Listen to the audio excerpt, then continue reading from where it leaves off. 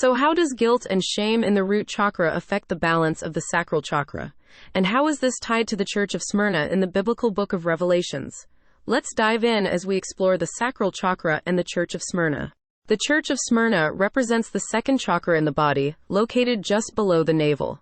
In the previous chakra video, we discussed the root chakra, which is connected to sexual masculine and feminine energy. The sacral chakra is how this energy is executed.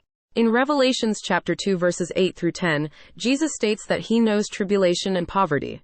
This speaks to the repressed emotions stored in the root that manifest in the sacral as self-destructive behaviors that leave us feeling worse. Why? Well, when out of balance, there becomes a conflict in the sexual and spiritual energies. Where many people, church folks, and religious groups get this wrong is that they believe that sexual energy is to be repressed and avoided even further, when in reality, that's just silly and actually quite harmful. A better approach is to balance the masculine and feminine energy within, so they can harmonize together for optimal creative self-expression. Now, you may be wondering what that looks like. Hang with me here because I'm about to tie it all up in a nice, neat bow by the end of this video.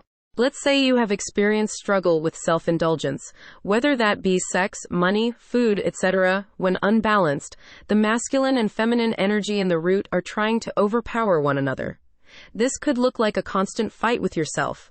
Your feminine energy, which has nothing to do with gender, may be uninhibited in self-expression and cultivating desire without any structure, boundaries, or self-awareness, overpowering your masculine ability to create something of a container for your feminine.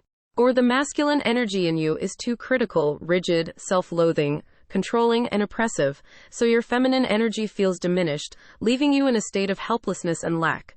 See, the masculine container, consciousness, represents your values and healthy boundaries so that your feminine can create and self-express without the guilt that you're betraying yourself or your values. So sex isn't bad, neither is money or any earthly pleasure.